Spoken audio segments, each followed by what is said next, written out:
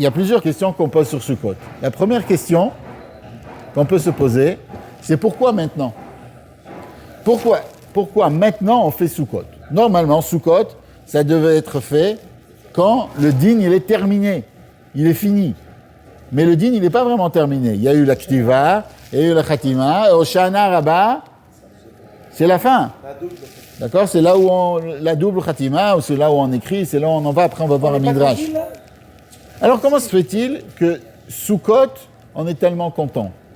On attend Shana Rabbah. Une fois qu'on a fait Shana Rabbah, alors on est content. Deuxième question, comment se fait-il que la Souka, on l'a fait Keneged, qui c'est Keneged, pourquoi on fait la Souka ?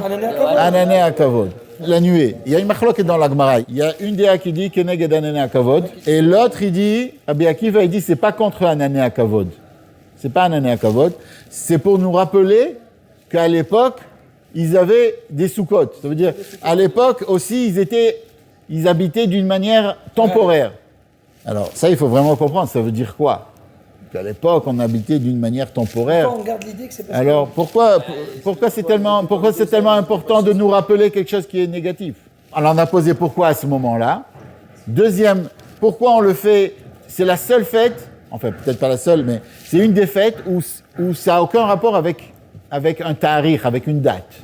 Même Shabbat Agadol, on fait parce que Akadosh Baruch Hu nous a fait un miracle pendant ce Shabbat. Le seul fête où on fait qui n'a pas de rapport avec une date, c'est Sukkot. Pessah, on est sorti d'Égypte à cette date-là. D'accord ? Tu vas dire Shavuot.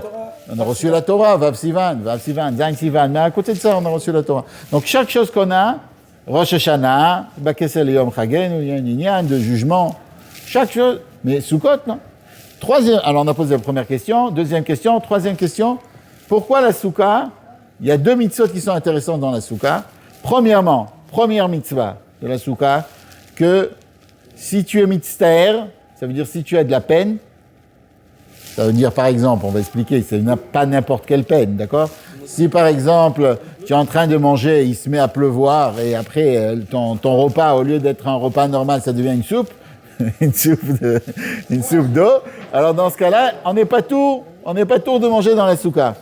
Puisqu'on n'est pas tour, le kazait rishon, le premier kazait, il faut attendre qu'il pleuve plus pour faire la mitzvah de manger dans la souka. Parce que quand il pleut et on est en train de manger le kazait rishon, c'est pas bien. Alors c'est vrai que chez les chassidim, on a l'usage que malgré cela, on ne mange pas en dehors de la souka. De toute manière, on essaye de ne pas manger en dehors de la souka. D'accord ? Mais dans l'essence, mitzter, il n'est pas tour de la souka. Comment ça se fait que mitzter, donc celui qui a de la peine, etc., il n'est pas tour de faire la mitzvah de souka? Il y a toutes les mitzvot de la Torah, on ne peut pas dire je suis mitzter, alors je ne suis pas tour. En davar kazé. J'ai de la peine de faire, je ne fais pas. Oh, j'ai de la peine aujourd'hui de mettre les tefilines, allez, je ne fais pas les tefilines, tu vois. Ça ne marche pas. Il pleut un petit peu ou quelque chose comme ça, je n'ai pas où mettre les tefilines, bon, allez, je ne mets pas. Non. Même que tu es mitzter, tu fais la mitzvah. Toutes les mitzvot. Après, il y a une autre question aussi qu'il faut poser. C'est la quatrième. Ouais, on va essayer de tout répondre avec une chose que le Harizal dit. Comment se fait-il que dans les mitzvot, il n'y a pas à part de Hanouka, il n'y a pas tellement de différence entre le Chatrila et le Bediavad. Les Chatrila, il faut avoir quatre murs. 4 murs. Mais d'après la halakha 2 et un tefar, si on le fait d'une manière ilchatique, c'est kasher. Alors Harizal dit pourquoi c'est comme ça. Et on va terminer par cette question-là. Combien de miracles on a eu quand on est sorti d'Égypte ? Pendant 40 ans, pendant le désert, on a eu la manne, Anané Akavod et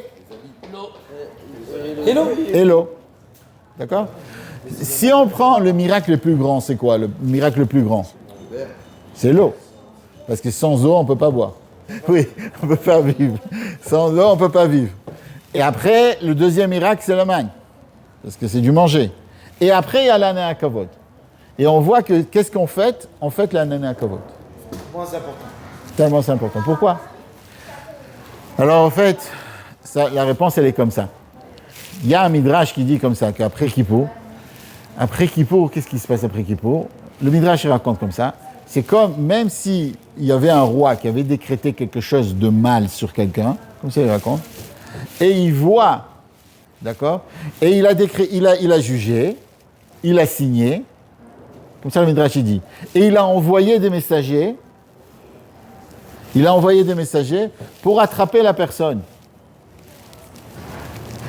Et quand les messagers ils arrivent, ils voient que celui que le roi a demandé d'apporter, comment on dit, d'amener, il danse avec le livre de la loi du roi. La Constitution.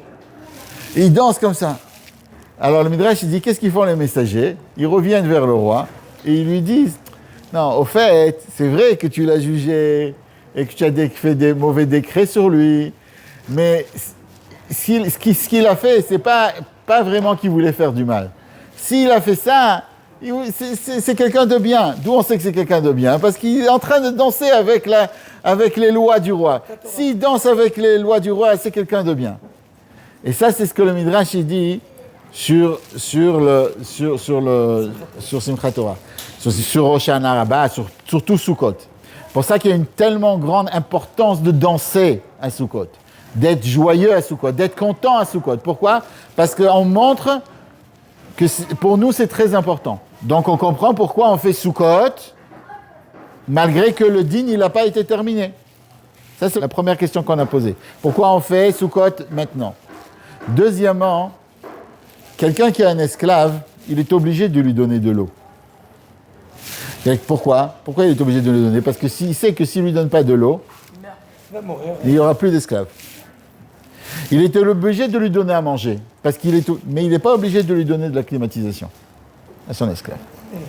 S'il lui donne de la clim, c'est que ce n'est pas un esclave, c'est que c'est son fils. Le Anané à Kavod, quand Akadosh Baruch Hu nous a donné un Anané à Kavod, il a voulu montrer qu'il nous aimait. Donc toute la fête de Sukkot, comme le Harizal dit que le début de Tishrei, c'est qu'Akadosh Baruch Hu, on est l'esclave d'Akadosh Baruch Hu. La fin de Tishrei, à partir d'aujourd'hui, c'est qu'Akadosh Baruch Hu nous montre qu'on est ses enfants. Et c'est pour ça qu'on va fêter Sukkot.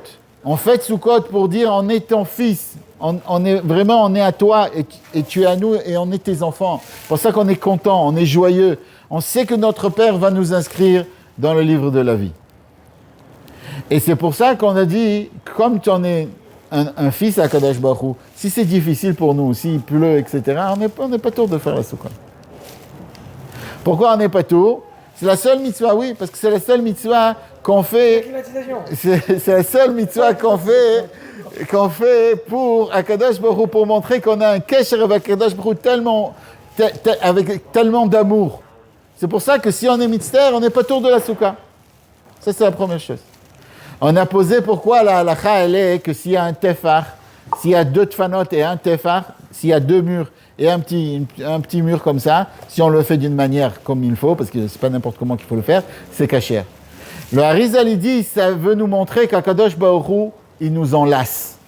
Il dit, comment on enlace quelqu'un? Le Harizal, il dit, on prend son bras comme ça, on le met comme ça, et il y a un petit bout de la main de ce côté. Donc on a notre bras, une partie du bras 1, deuxième partie du bras, et troisième partie du bras, c'est le petit tefar qu'ils disent. Parce qu'on veut montrer à Kadosh Baruch Hu, tu nous aimes. Tu nous as donné un année à Kavod. Et d'après Rabbi Akiva, on a posé la question, comment ça se fait que d'après Rabbi Akiva, on nous rappelle les cabanes? C'est pour nous dire que quand on était dans les cabanes, Hachem il nous aimait déjà. Hachem il nous aimait déjà. Et si on était dans les cabanes, c'est qu'après on allait être sauvés et on allait recevoir un année à Kavod. Et c'est pour ça qu'on fait Sukkot, pour dire qu'Akadosh Baruch Hu, il nous aime. Que Bezrat Hashem, qu'on ait tous une Khatima Tova et qu'on arrive à voir le bien comme Akadosh Baruch Hu, il nous aime à chaque moment de notre vie.